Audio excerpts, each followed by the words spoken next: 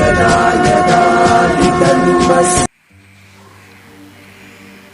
ओम श्री गणेशाय नमः। ओम श्री गुरुवे नमः। ओम श्री महावीराय नमः। प्यारे भक्तों, श्रीमद् भागवत कथा में आगे की यात्रा शुरू करते हैं। श्रीमद् भागवत के महात्म्य में जो सप्ताह यज्ञ की विधि बताई है, आज इस पर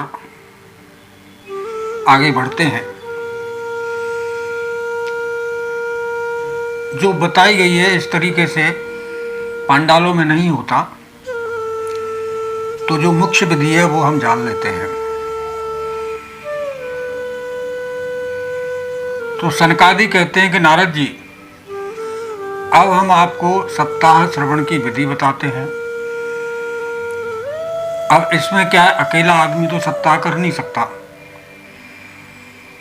तो इसमें जितने ज़्यादा लोग इकट्ठे हो सके उतने ज़्यादा लोगों का सहयोग लेना चाहिए,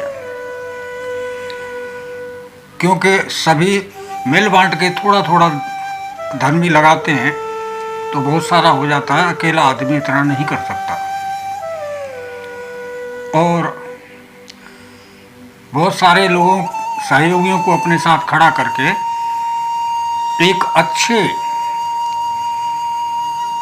जानकार ज्योतिषी को बुला करके मुहूर्त पूछना चाहिए। जैसे शादी विवाह में मुहूर्त पूछते हैं, बिल्कुल ठीक उसी तरीके से धन का भी प्रबंध करना चाहिए।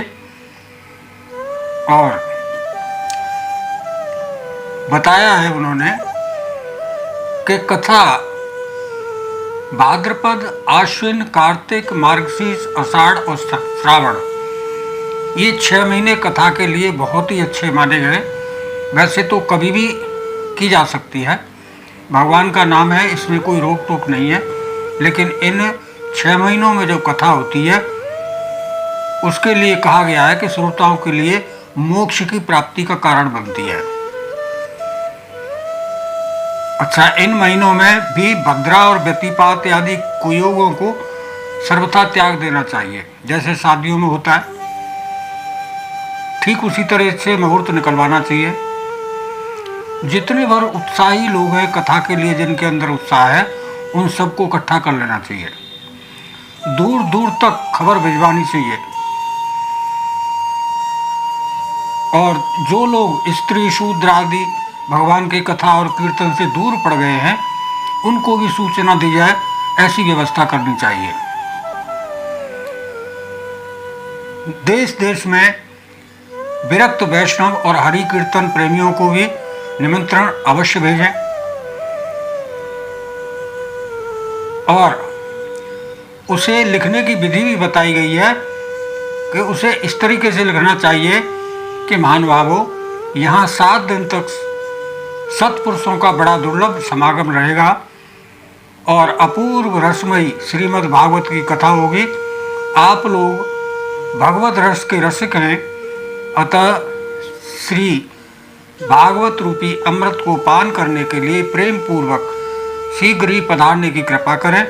यदि आपको विशेष समय न मिले तो आप 1 दिन का समय यहाँ अवश्य दें, अवश्य कृपा करें, क्योंकि यहाँ का तो एक एक क्षण भी दुर्लभ है। ऐसा विनय पूर्वक निमंत्रण पत्र सभी दूर दूर तक भेजना चाहिए। जो आजकल पर्चे फेंकते हैं वो यही तरीका है। कथा का श्रवण किसी तीर्थ में जगह भी बता दी कि या तो किसी तीर्थ में करें या वन में करें या अपने घर में भी अच्छा माना गया है, लेकिन उसके लिए बहुत सारी जगह होनी चाहिए जहाँ ज़्यादा से ज़्यादा लोग बैठ सकें। और उस भूमि को शोधन करें, मार्जन करें, लेपन करें, रंग बिरंगी धातुओं से चौक पूरें, घर की सारी सामग्री उठा करके एक कोने में रख दें अगर घर में करवा रहे हैं तो। और पहले से ही 4-5 दिन पहले से ही जो बिछाने के वस्त्र हैं लोगों के लिए, जहाँ लोग बैठेंगे, उनका इंतजाम कर लें। और केले के खंभे से सुशोभित एक ऊंचा मंडप बनाएं, उसे सब ओर से फल, पुष्प, पत्र तथा चंदोबे से अलंकृत करें। चारों तरफ झंडियाँ लगा करके तरह तरह के सामानों से उसको सजा दें। उस मंडप में कुछ ऊंचाई पर 7 विशाल लोगों की कल्पना करें और उनमें विरक्त ब्राह्मणों को बुला करके बिठाएं। शास्त्रों में कहीं भी ब्राह्मण जाति सूचक शब्द नहीं है। ब्राह्मण विद्वान को माना गया है जो परमात्मा की शरण में है, हर समय परमात्मा का नाम लेता है, वेदों को पढ़ता है, शास्त्रों को पढ़ता है, सत्संग करता है। ऐसे लोगों को ब्राह्मण कहा गया है। तो यहाँ जाति सूचक कोई शब्द नहीं है। और उनके लिए यथोचित आसन तैयार करें। इसके पीछे वक्ता के लिए एक दिव्य सिंहासन का प्रबंध करें।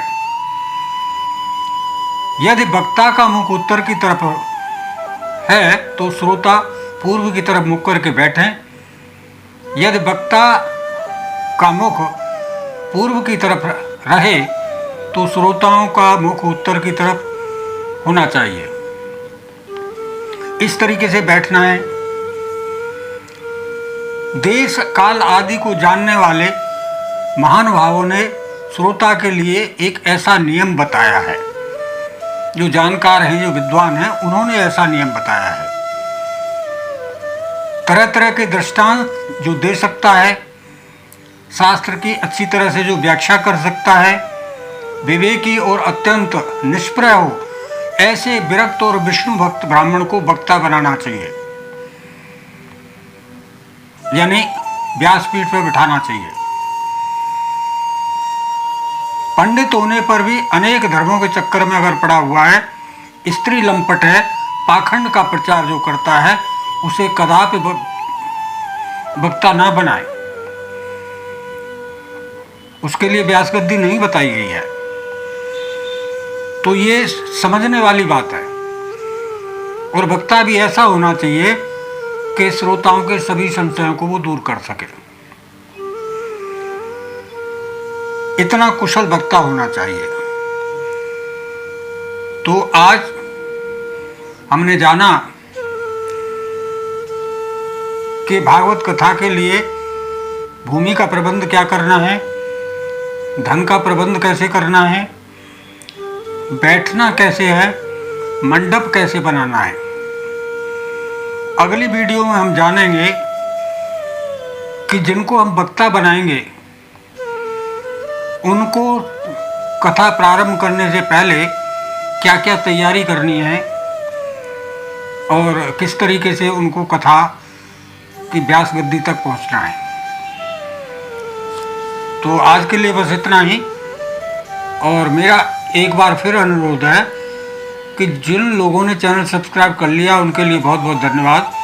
जिन लोगों ने नहीं किया है और तो चैनल सब्सक्राइब कर लें, बेल बटन अवश्य दबाएं ताकि हर वीडियो का नोटिफिकेशन आपको मिल सके। यहाँ आपको हर श्लोक का अर्थ हिंदी में बताया जा रहा है, जबकि ये दुर्लभ है, लोग पढ़ नहीं सकते। इसी वजह से हम समय दे रहे हैं कि लोगों तक सही जानकारी पहुँचे। कथा पंडालों में ये असंभव है। वहाँ 3 घंटे में आपको क्या मिलेगा। वहाँ ज़्यादातर तो संगीत होता है, कथा तो बहुत कम होती है और कुछ अपनी तरफ से बातें होती हैं।